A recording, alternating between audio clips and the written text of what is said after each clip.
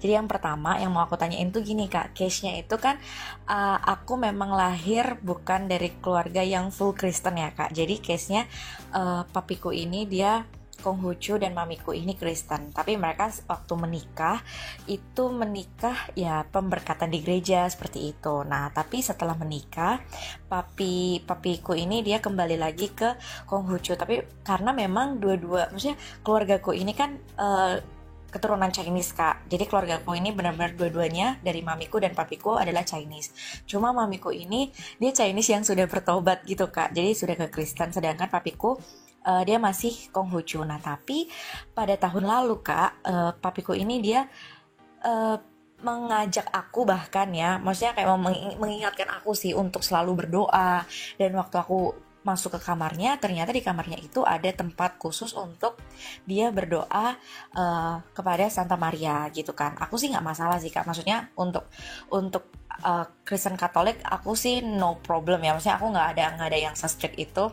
Yang penting maksudnya kan tujuannya sama untuk ke Tuhan Yesus gitu kan. Nah di tahun lalu tuh seperti itu Kak. Jadi papiku punya suatu ruangan, maksudnya suatu bagian khusus di kamarnya, dan itu untuk bertelut berdoa kepada Bunda Maria ya. Nah kemudian Kak, di tahun ini tuh kan ada satu acara adat istiadat daripada Konghucu, yaitu namanya Bekun. Nah beliau ini ngikut Kak, si papiku ini ngikut. Nah aku nih jadi mempertanyakan gitu loh Kak, bagaimana dengan keselamatannya dia.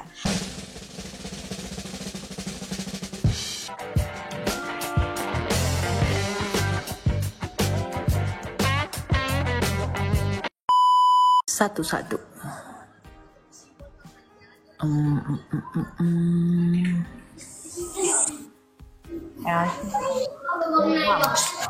Shalom. Ya, shalom, silakan. Ilham. Oke, baik. Terima kasih Kak Elia. Semoga Tuhan memberkatimu. Di sini saya ingin bertanya. Saya kan ini berasal dari keluarga Islam juga. Keluarga dari mama kan Islam. Terus mereka memaksa saya juga untuk masuk Islam. Padahal saya sudah jelaskan bahwa Yesus itulah jalan satu-satunya ke surga. Saya ini memang agak menyeleneh pertanyaannya, tetapi itulah saya nggak nyaman gitu kan. Saya terus dipaksa untuk kamu harus masuk Islam. Yesus itu bukan Tuhan. Dia itu diangkat, bukan disalibkan. Dia diganti dengan Yudas Iskariot gitu. Sampai sekarang ini masih saya tertekan. Di sekolah juga saya dipaksa untuk masuk Islam oleh guru-guru. Saya bingung, tetapi itulah realita kehidupan saya di sini. Oke, jadi yang mau kamu tanyakan itu apa?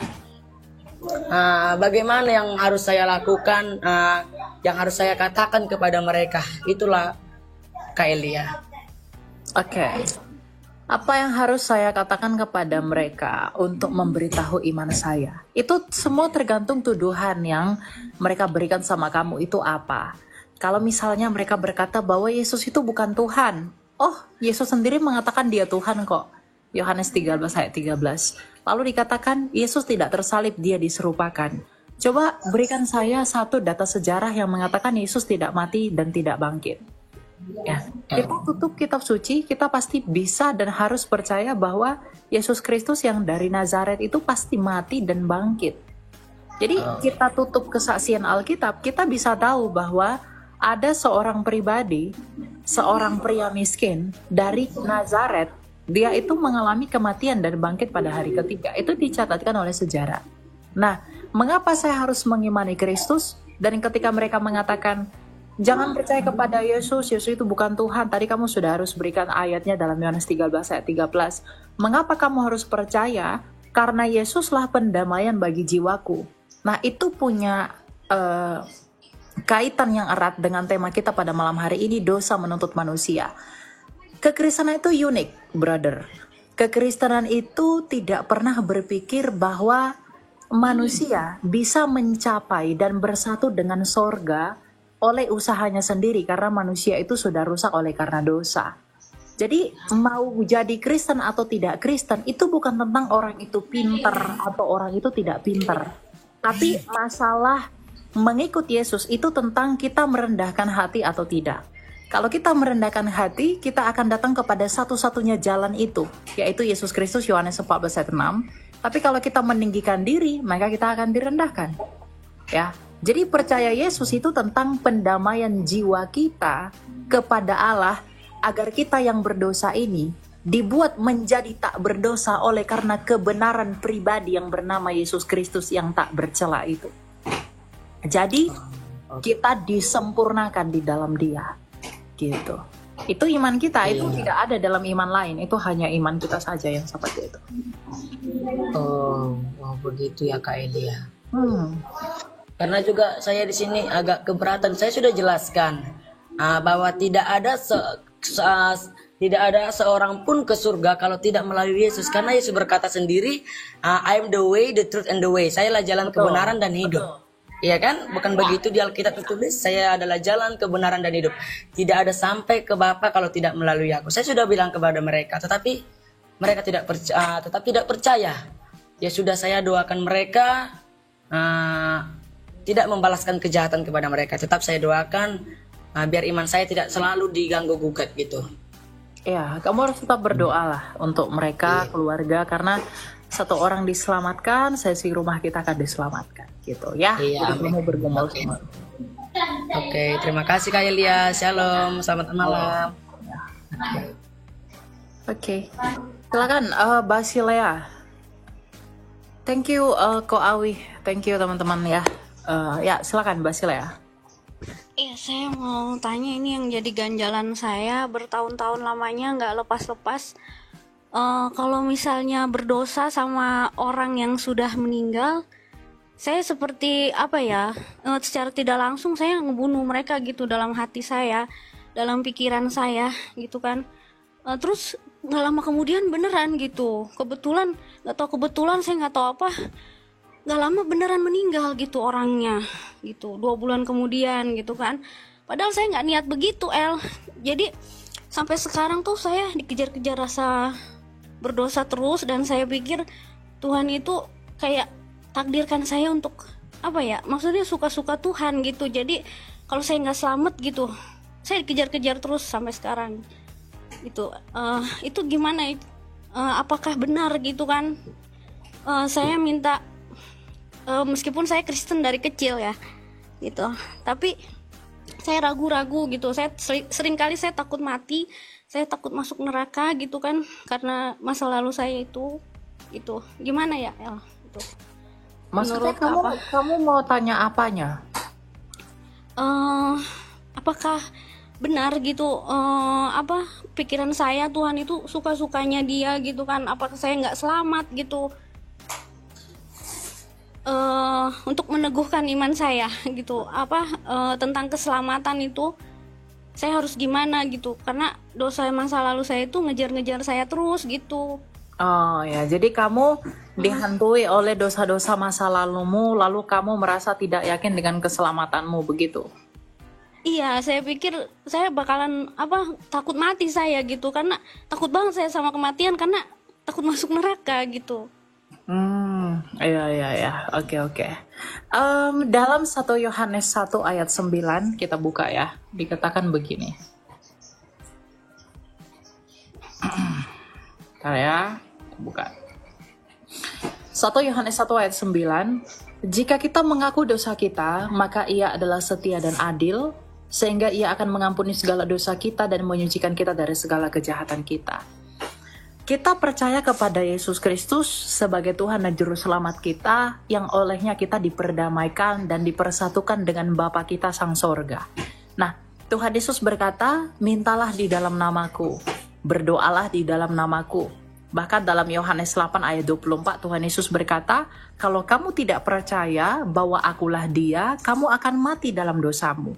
Neraka yang kamu pikirkan itu adalah konsekuensi ketidakpercayaan kepada Kristus, sebagaimana apa yang telah disabdakan Tuhan Yesus dalam Yohanes 8 ayat 24 tadi.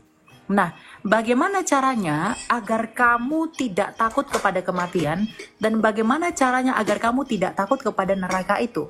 Kamu harus meneguhkan iman dan kepercayaanmu, yang dengan demikian kamu akan memiliki pengharapan. bagaimana cara meneguhkan iman itu? Kamu harus banyak mendengarkan firman Tuhan. Dan tidak hanya mendengarkan, kamu harus merenungkan dan merefleksikan itu dalam hidupmu. Dan kamu tidak hanya sekedar mengetahui, tapi kamu harus mengalami Tuhan. Ya. Jadi bagaimana Kak caranya saya takut kematian, saya takut masuk neraka? Ya berarti imanmu belum teguh. Nah kalau imanmu belum teguh, berarti there is something wrong with you. Ada yang salah dengan kamu yang kamu belum selesaikan. Entah kamu masih di dalam dosa itu atau mungkin kamu belum punya pengertian yang benar mengenai firman. Tadi kita sudah baca dalam 1 Yohanes 1 ayat 9 bahwa begini. Kalau kita mengaku dosa kita kepada Allah, ya Dia tidak lagi mengingat-ingat pelanggaran kita itu. Kalau kita mengaku dosa di hadapan Dia di dalam Yesus Kristus. Nah, tapi sometimes ketika ada waktu yang kosong, kadang pikiran kita dirasuki oleh apa gitu, sehingga kita merasa bersalah atas dosa-dosa kita masa lalu padahal kita sudah minta ampun. Itu adalah dakwaan si jahat. Iblislah yang selalu berusaha mendakwa kita dengan dosa-dosa dan perbuatan jahat kita. Kenapa? Karena iblis itu pendakwa. Mereka itu pendusta. Ya. Nah, jadi kamu harus kalahkan itu. Ya, kamu harus mengalahkan tuduhan keji iblis kepada kamu dengan iman yang kamu miliki bahwa Tuhan mengampuni segala dosa dan kesalahanmu ketika kamu meminta pengampunan kepada Dia dengan tulus dan setia. Jadi, yang harus kamu perbaiki itu imanmu. Kamu harus punya keyakinan yang teguh bahwa iman saya kepada Kristus tidak lagi membuat saya takut atas dakwaan iblis di masa lalu. Coba kita lihat Yesus Kristus ketika Dia dicobai iblis di padang gurun. Iblis itu mengutip ayat untuk mendakwa dan menghasut Dia. Tapi Tuhan Yesus juga melawan dia dengan firman Allah. Jadi kamu pun begitu. Ketika iblis itu mendakwa kamu dengan apa yang kamu lakukan di masa lalu, maka kamu harus melawan itu dengan apa? Dengan iman dan kepercayaan yang teguh di dalam Dia serta janji yang Dia berikan. Makanya dikatakan dalam Galatia 3 ayat 29 bahwa kalau kita adalah milik Kristus, maka kita adalah keturunan Abraham dan berhak mewarisi janji dari Allah. Apa janji dari Allah itu? Keselamatan, Yohanes 3 ayat 16. Bagi yang percaya kepada Kristus. Jadi neraka itu, kematian kekal itu tidak akan pernah berada di pihak orang-orang yang sungguh-sungguh percaya dan beriman kepada Kristus dan membuktikan iman itu ada di dalam dia melalui buah-buah hidupnya. Jadi beriman saja tidak cukup. Kamu harus membuktikan iman itu di dalam kamu. Nah, ketika iman itu kamu buktikan, kamu berbuah, kamu punya perbuatan-perbuatan baik dalam hidupmu, kamu akan menang mendahului si jahat yang selalu mendakwa kamu. Jadi solusinya adalah perkuat imanmu terlebih dahulu, kuat di dalam pengharapan, karena pengharapan tidak akan lahir tanpa iman. Jadi kamu harus kuatkan iman kamu sebagai benteng yang teguh, sebagai pondasi yang kuat, dasar yang kokoh, kamu akan punya pengharapan di masa yang akan datang. Dari pengharapan itu buah-buah hidupmu akan muncul, maka Tuhan akan dipermuliakan dari sana. Gitu. Ya. Kasih ya. Satu lagi boleh nggak? Ya, silakan. Ini kan tentang mengampuni ya, gitu. Ya. Orang-orang yang menyakiti saya gitu kan, saya sudah mengampuni karena saya juga ingin harus diampuni gitu kan, saya juga perlu pengampunan gitu kan. Kemudian kalau misalnya kita barengan lagi dengan mereka itu konflik terus gitu sama kita gitu, jadi cari bikin gara-gara terus gitu. Itu kayak gimana tentang pengampunan itu? Apakah kita itu harus sama mereka gitu kan, bergaul lagi gitu karena hawanya emang konflik terus gitu, nggak suka gitu. Enggak begitu. Kamu kalau ada orang berbuat jahat sama kamu, kan Tuhan Yesus berkata kalau kamu datang berdoa kepada Bapamu, ya minta ampuni terlebih dahulu dosa-dosa saudaramu kepada kamu, agar Bapamu juga mengampuni dosa-dosamu. Jadi pengampunan itu sama seperti kasih, itu adalah relasi. Ya, seperti yang diajarkan oleh Tuhan kita, karena kekristenan itu relasi. Kekristenan itu bukan religion yang talking about substansi, tapi kita berbicara tentang relasi antara Allah dengan manusia, Allah manusia dengan manusia, dan manusia dengan yang lainnya. Makanya hukum yang terbesar dari Tuhan kita Yesus Kristus adalah kasihilah Allahmu dan juga kasihilah sesamamu. Jadi kasih karena Allah itu kasih. Dan kita adalah ciptaan Allah yang adalah kasih itu. Maka kita mewarisi sebagai ciptaan yang adalah gambar dan rupanya Dia di dalam relasi itu. Demikian juga tentang pengampunan. Ya, bagaimana caranya saya mengampuni? Kamu ampuni semua orang yang berbuat jahat kepada kamu. Kamu jangan mengingat-ingat dan mengungkit-ungkit itu. Tapi gimana kalau apakah saya harus bergabung lagi dengan mereka? Ya, apakah saya harus berteman lagi dengan mereka? Misalnya kamu tahu nih orang nih, dia jahat. Dia buat jahat sama kamu, ya. Lalu kamu disakiti, kamu mengampuni dia. Lah, apakah dengan maksud mengampuni itu saya berteman lagi dengan dia, orang jahat ini? Ya, jangan. Kamu harus menghindar dari orang-orang fasik. Kalau memang dia jahat selalu, dia kerjanya selalu menghina, mencaci orang, gosipin orang, ngegibahin orang, ya, ngefitnah orang. Ketika dia melakukan itu sama kamu, kamu ampuni. Tapi kamu jangan bergabung dengan orang-orang seperti itu. Ya, firman Tuhan berkata, jangan bergabung dan berteman dengan orang fasik, tapi berkumpullah dengan orang-orang benar. Jadi menghindar itu adalah mitigasi diri sendiri agar kita tidak menjadi seperti mereka. Kalau kita bergabung dengan pengolok, kita akan ikut mengolok-olok. Kalau kita bergabung dengan orang benar yang suka baca firman Tuhan, nggak suka ngurusin hidup orang, nggak suka ngejatuhin orang, kita akan seperti itu. Karena siapa kita itu ditentukan oleh lingkungan kita. Gitu. Jadi mengampuni itu harus, tetapi memilih pertemanan itu harus kamu lakukan, ya. Memilih pertemanan dalam pengertian apa yang selaras atau tidak dengan firman Tuhan. Bukan ekonominya yang begini, penampilannya yang begini, enggak, ya. Tetapi tentang apa? Sikap buah hidup, gitu. Jadi kalau buah mereka baik, kamu bergabung dengan mereka agar kamu juga demikian. Tapi kalau mereka buahnya nggak baik, ketika mereka buat salah sama kamu ampuni mereka. Tapi jangan berkumpul dengan orang-orang seperti itu, agar kamu tidak seperti itu. Gitu, ya. Ya. Makasih El ya. Oke. Ya. Kita lanjut ya. Ya, silakan Monica Tan. Shalom, selamat malam. Shalom Kak. Ya, ada yang mau kamu tanya? Iya Kak, jadi ada dua hal yang mau aku tanya ya Kak. Jadi dua hal ini emang nggak berkaitan sih Kak. Cuma dua hal ini yang masih mengusik hatiku ya. Jadi yang pertama yang mau aku tanyain tuh gini Kak. Case-nya itu kan aku memang lahir bukan dari keluarga yang full Kristen ya Kak. Jadi case-nya papiku ini dia Konghucu dan mamiku ini Kristen, tapi mereka waktu menikah ya pemberkatan di gereja seperti itu. Nah, tapi setelah menikah, papiku ini dia kembali lagi ke Konghucu, tapi karena memang maksudnya keluargaku ini kan keturunan Chinese Kak. Jadi keluargaku ini benar-benar dua-duanya dari mamiku dan papiku adalah Chinese. Cuma mamiku ini dia Chinese yang sudah bertobat gitu Kak. Jadi sudah ke Kristen, sedangkan papiku dia masih Konghucu. Nah, tapi pada tahun lalu Kak, papiku ini dia mengajak aku bahkan ya, maksudnya kayak mengingatkan aku sih untuk selalu berdoa. Dan waktu aku masuk ke kamarnya, ternyata di kamarnya itu ada tempat khusus untuk dia berdoa kepada Santa Maria gitu kan. Aku sih nggak masalah sih Kak, maksudnya untuk Kristen Katolik aku sih no problem ya, maksudnya aku nggak ada yang se-strict itu. Yang penting maksudnya kan tujuannya sama untuk ke Tuhan Yesus gitu kan. Nah, di tahun lalu tuh seperti itu Kak. Jadi papiku punya suatu ruangan, maksudnya suatu bagian khusus di kamarnya, dan itu untuk bertelut berdoa kepada Bunda Maria. Ya. Nah, kemudian Kak, di tahun ini tuh kan ada satu acara adat istiadat daripada Konghucu, yaitu namanya Bekun.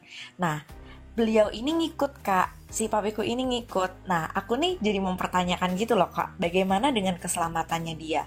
Apakah dia akan diselamatkan atau tidak gitu loh? Karena maksudnya dari aku sedikit tahu sedikit banyak tahu tentang keselamatan, bahwa ketika kita diselamatkan itu kan ada umat pilihan dan umat bukan pilihan ya Kak.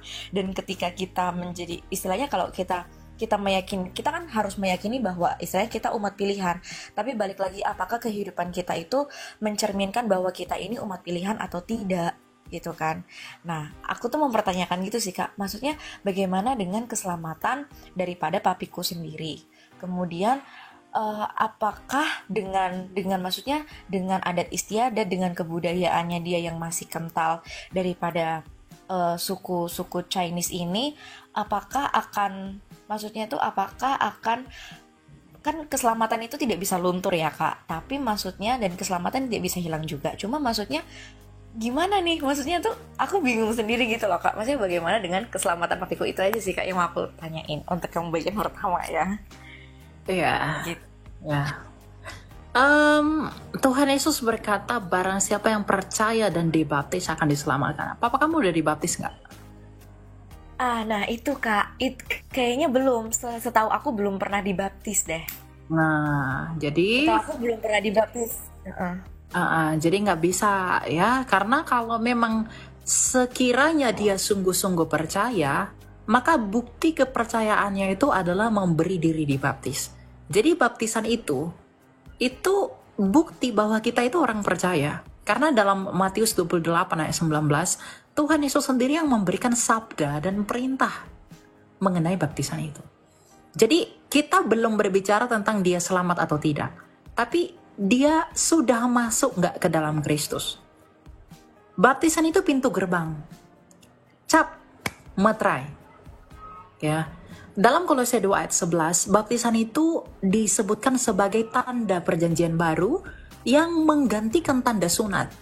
Jadi kalau sunat itu menanggalkan kulit hitam, maka baptisan itu menanggalkan tubuh yang berdosa. Kalau tubuhnya yang berdosa belum ditanggalkan dalam baptisan, lalu dia mengaku percaya, di manakah kepercayaannya itu? Ya, jadi tidak berbicara selamat atau tidak, tapi kita berbicara apakah dia Kristen atau tidak. Ya, jadi oke. kamu harus ini beban kamu sebagai anak ya, karena kamu harus membawa dia kepada Tuhan. Meskipun tadi kamu katakan ada Santa Maria ya, berdoa bersama para kudus dalam iman Katolik itu nggak salah. Itu bukan berarti dia menuhankan Maria ya. Saya sebagai Protestan mengerti dogma Katolik mengenai hal itu. Tapi yang perlu kamu garis bawahi adalah posisi papamu dulu nih ya. Apakah memang dia orang percaya atau tidak? Masalah dia orang pilihan atau tidak, itu urusan lain. Kenapa? Karena orang pilihan adalah orang yang percaya. Nah, apakah dia percaya atau tidak? Oke, dia percaya Kak, ada Santa Maria di kamarnya. Bukti kepercayaannya itu apa? Satu yang paling mutlak adalah baptisan. Nah, apakah dia sudah dibaptis atau belum dibaptis? Kalau belum dibaptis, berarti dia belum percaya. Kamu percaya nggak saya sudah sembuh, tapi saya nggak bisa jalan kaki, artinya saya bohong, nggak ada bukti kalau saya sembuh. Nah, dari mana saya bisa percaya papa kamu sudah percaya, kalau tidak ada bukti dari kepercayaannya melalui baptisan? Jadi kalau dia belum dibaptis, dia bukan orang percaya, karena dia masih punya kesempatan untuk dibaptis. Gitu loh. Kecuali seperti kasus yang disalib di samping Tuhan Yesus, itu kan ada orang turun dari salib terus dibaptis gitu, enggak. Jadi harus dibaptis dulu, baru kita ngomongin keselamatan gerbangnya. Karena tidak ada keselamatan di luar kepercayaan kepada Yesus. Kisah Rasul 4 ayat 12. Ya, dan bukti kita percaya kepada Yesus adalah memberi diri dibaptis. Gitu. Ya. Oke. Thank you Kak, thank you banget penjelasannya. Oke.